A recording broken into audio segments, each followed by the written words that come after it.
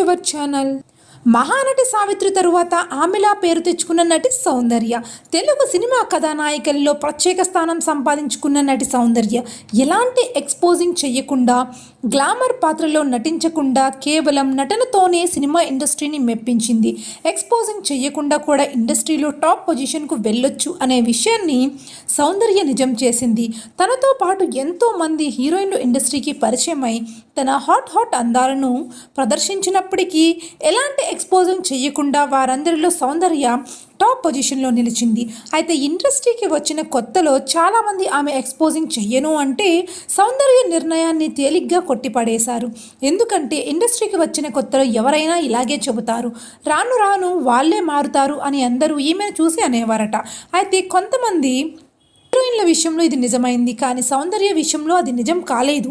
సౌందర్య exposing చెయ్యను అనే అభిప్రాయాన్ని దర్శక నిర్మాతలు గౌరవించడంతో ఆమెకి అవకాశాలు ఎక్కువయ్యాయి. సౌందర్య తండ్రి సినీ ఇండస్ట్రీకి చెందిన వ్యక్తి కావడంతో తనతో పాటు చిన్నప్పుడు షూటింగ్ సెట్లకు వచ్చేది.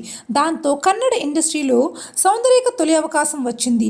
చదువుకుంటున్న టైంలోనే సౌందర్యకు సినిమాల్లో అవకాశం రావడం వల్ల అప్పటి నుంచి చదువుకి గుడ్ బై చెప్పి సినిమాల్లోకి వచ్చేసింది. ఇక సౌందర్య ఇండస్ట్రీకి వచ్చిన కొత్తలోనే బాగా పేరు వచ్చింది. ఇక ఈమె మొదటి మనవరాలు పెళ్ళి, రైతు భారతం, అమ్మూరు వంటి సినిమాల ద్వారా ఈమెకు మంచి గుర్తింపు వచ్చింది.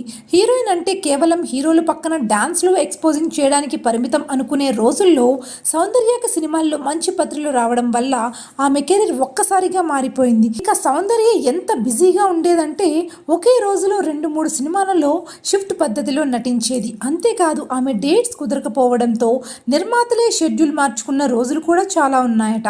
చిరంజీవి, బాలకృష్ణ, వెంకటేష్, నాగార్జున వంటి ఎందరో అగ్ర హీరోల సరసన నటించింది. కేవలం తెలుగులోనే కాకుండా కన్నడ, తమిళ, హిందీ భాషల్లో కూడా సౌందర్య హీరోయిన్గా సక్సెస్ అయింది.